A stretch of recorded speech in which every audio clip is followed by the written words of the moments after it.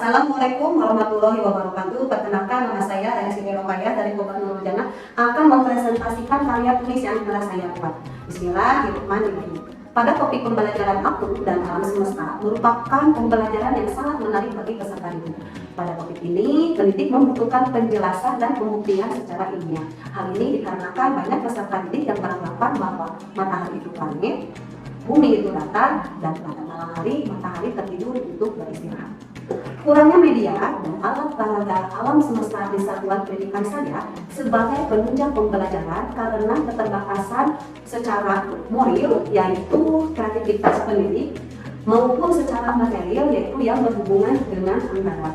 Dari permasalahan itulah saya sebagai ketua pengelola tertantang untuk membuat alat peraga edukatif yang ramah lingkungan dengan bahan-bahan yang mudah didapatkan untuk meningkatkan kompetensi pendidik saya dan untuk mengimplementasikan P5 pada pembelajaran peserta didik saya.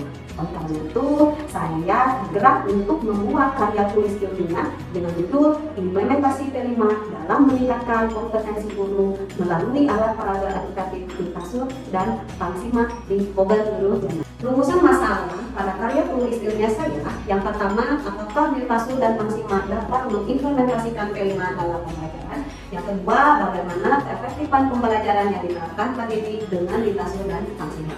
Adapun tujuan yang ingin dicapai pada karya tulis ilmiah ini adalah untuk mengetahui Milpasu dan Pangsima dapat mengimplementasikan P5 dalam pembelajaran PAUD, kemudian untuk mengetahui keefektifan dari pembelajaran yang diterapkan oleh pendidik dengan menggunakan Milpasu dan Pangsima. Berikut adalah langkah dan cara pembuatan Milpasu dan Pangsima.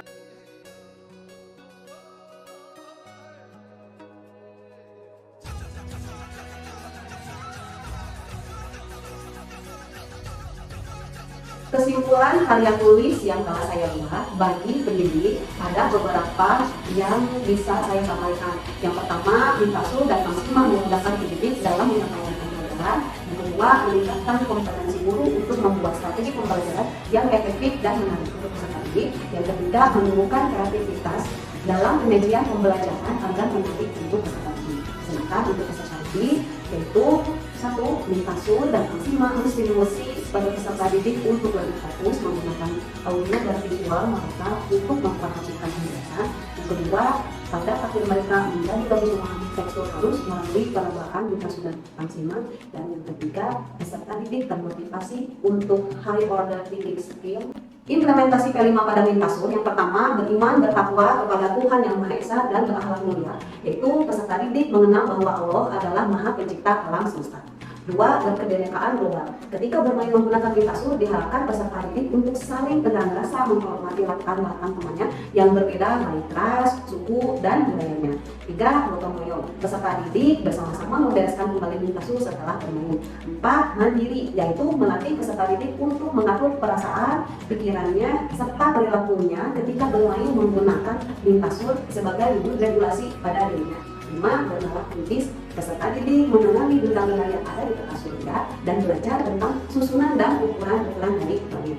6. Kreatif, peserta didik belajar untuk membuat, membentuk, menggambar alam semesta sesuai dengan ide kreatif.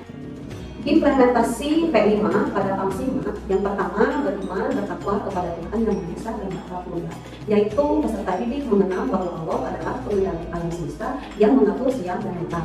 2. Berkebinekaan global, yaitu ketika bermain Pangsima mendidik peserta didik untuk saling berkenan rasa dan menghormati latar belakang temannya yang berbeda, baik suku, ras, dan budayanya.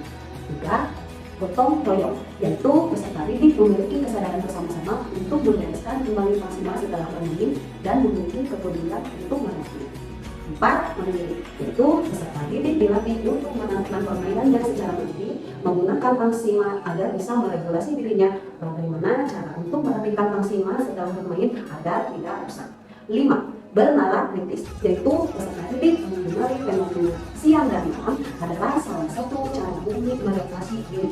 6. Peserta didik dituntut untuk kreatif, yaitu berimajinasi menggunakan ide kreatifnya dalam karya seni yang menggambarkan kegiatan yang ada pada waktu siang dan di malam hari.